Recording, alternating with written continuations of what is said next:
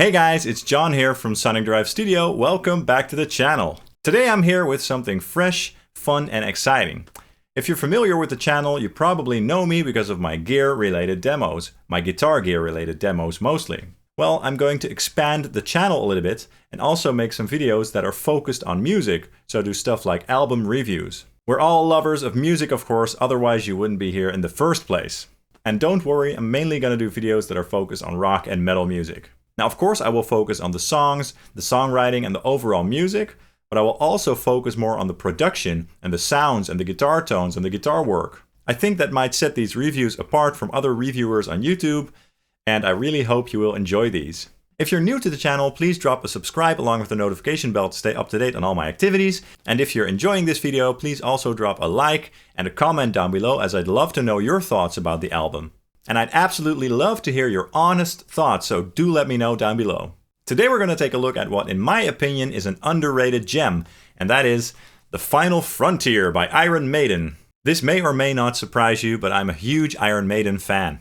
I remember first hearing their music in a video game called Carmageddon 2. Some of you from way back probably also remember that game. It was awesome, it was fun, and also sort of evil.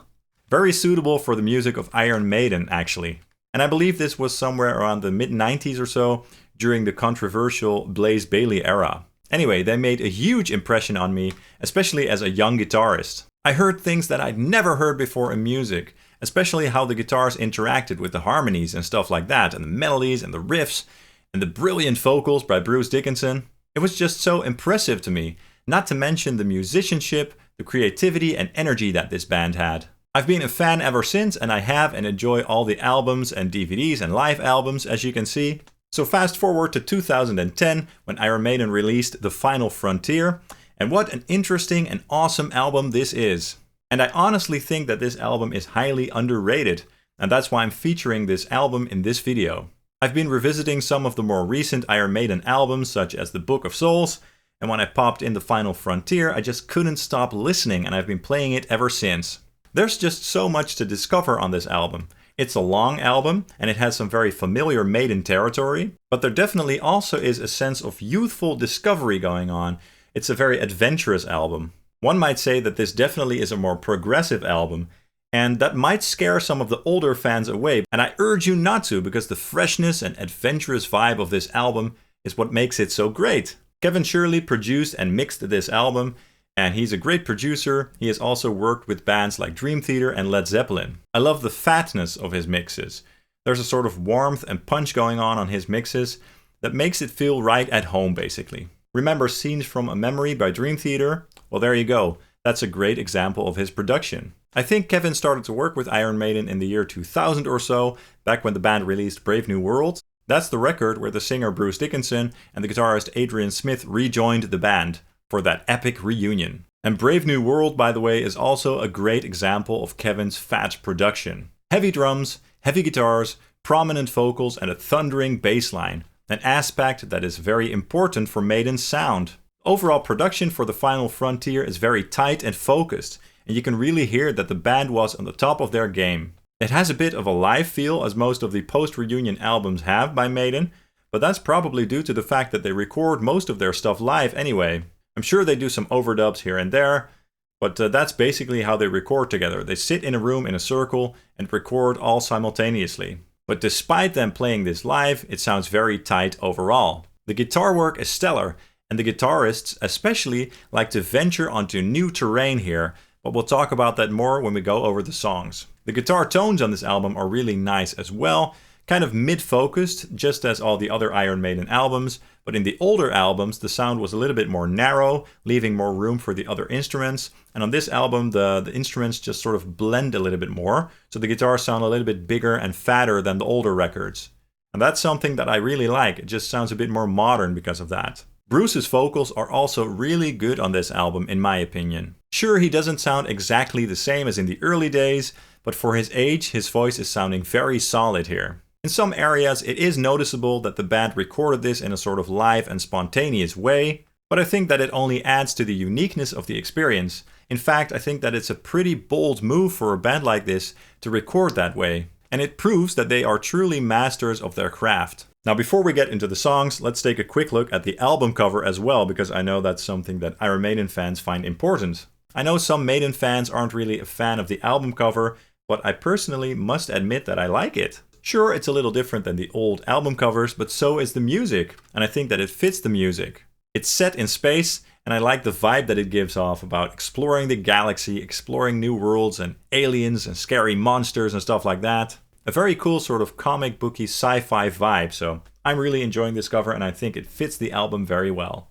Okay, so let's go over all the songs for a little bit, and let's discuss the good, the bad, and the awesome. The album starts off with the intro, Satellite 15, my least favorite part of the album, to be honest. I think I remember from an interview that for the intro, Satellite 15, they used a demo that one of the band members had recorded, and they just left it as it is and basically drenched it in a little bit of reverb.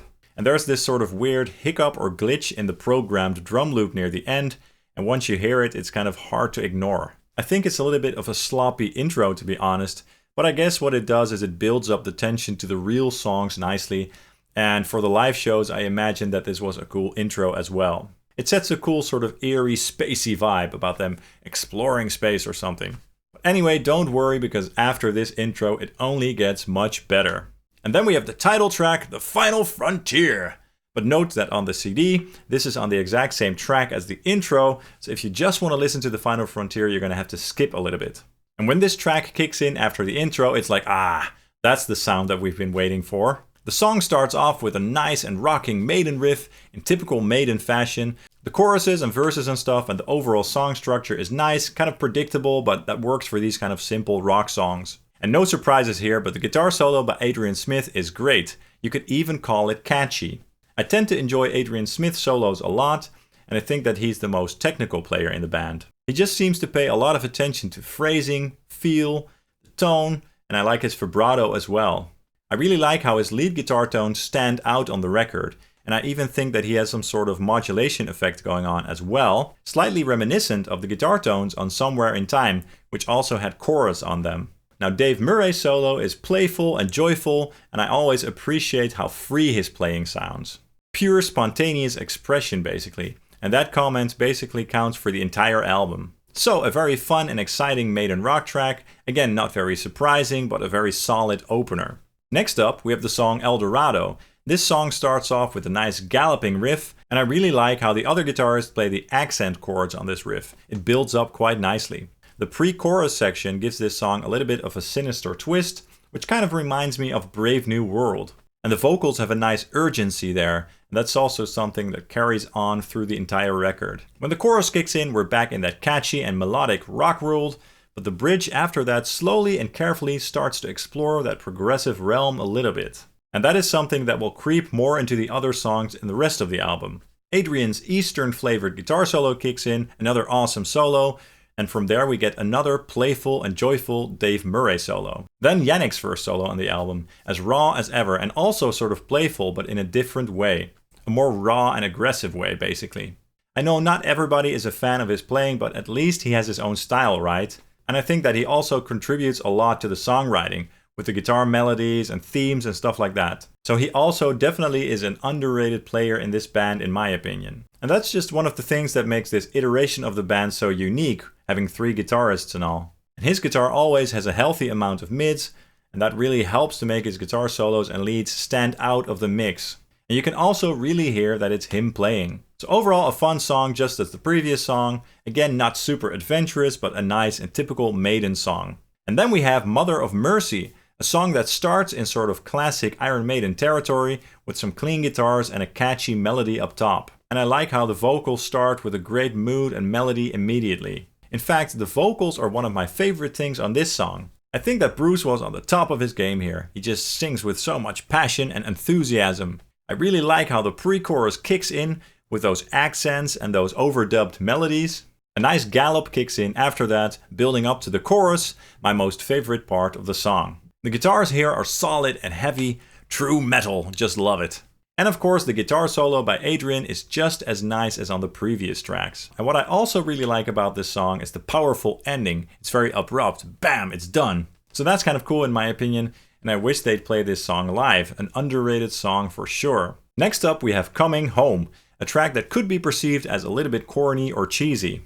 And I must admit, when I first heard this song 11 years ago or so, that I also found it a little bit corny and cheesy. But when you think about the lyrics and how Bruce actually flies the plane where the band tours in, it kind of makes sense. So the lyrics are actually very genuine and real because of that.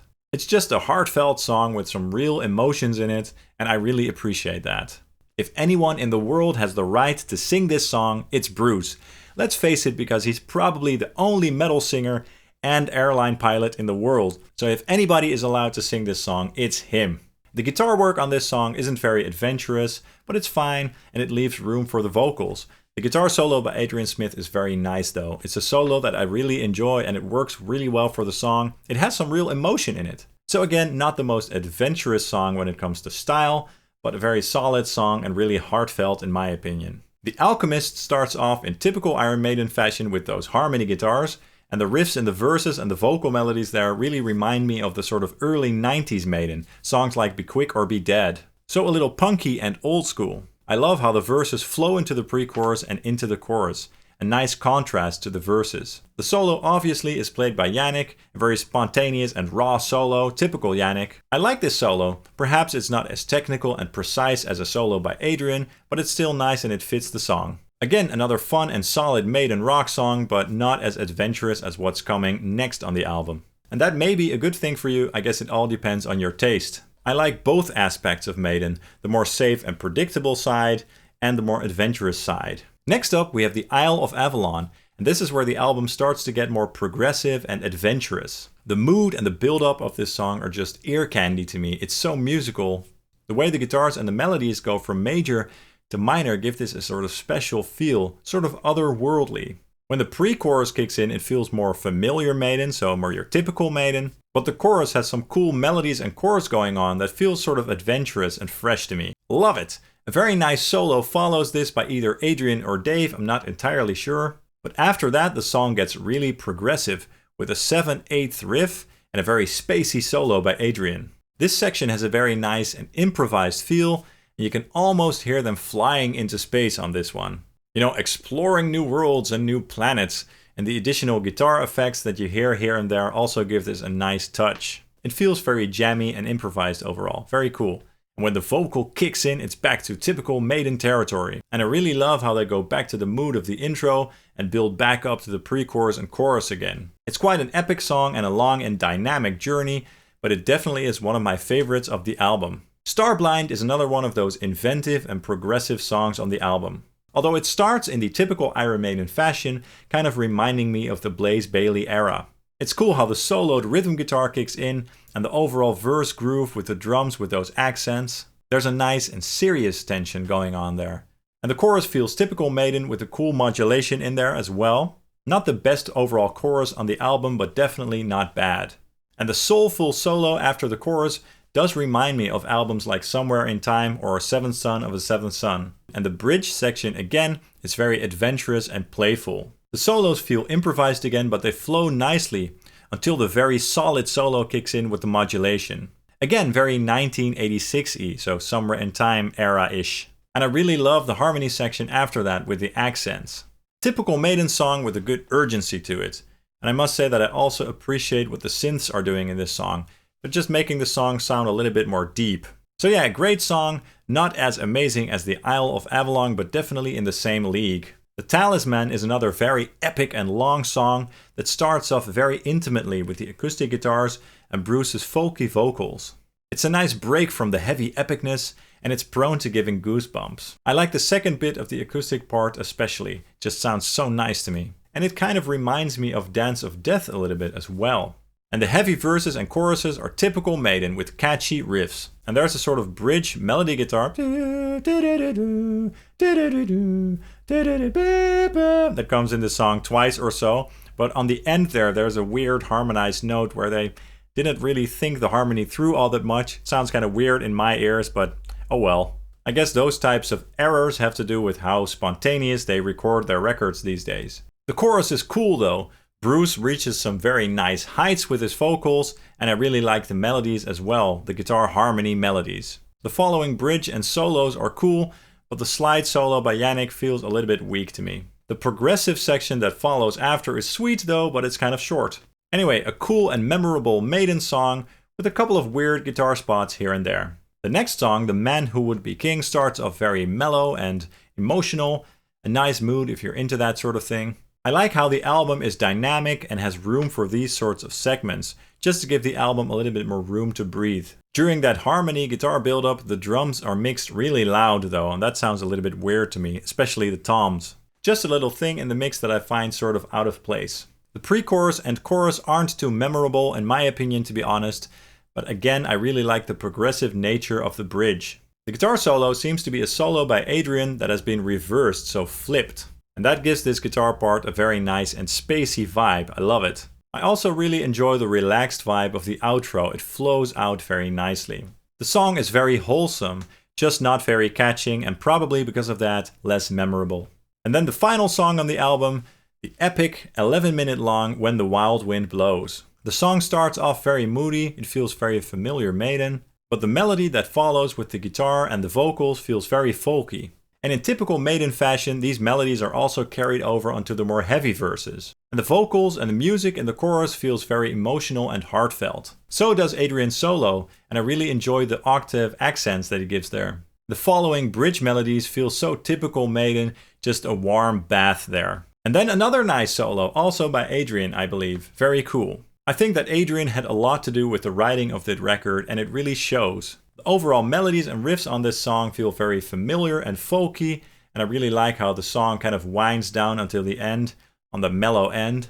A very fitting end to this wonderful and underrated album. So those were my thoughts. I hope you enjoyed listening to me ramble on about this record. Perhaps at the very least it will help inspire some folks to pick up the album or maybe revisit the album. And who knows, maybe you will also view this album as an underrated masterpiece. I certainly do, as it's one of my all-time favorite Maiden albums. It's not the same as the old Maiden, but it certainly has some familiar Maiden flavors, and it also ventures off into more adventurous territory. Let me know what your thoughts are in the comments down below, and please also like and subscribe, as that will keep you up to date and it will make me very happy. And you can also follow Sonic Drive Studio on Facebook, Instagram, and Twitter. Thank you so much for sticking around, and I hope to see you soon. Cheers!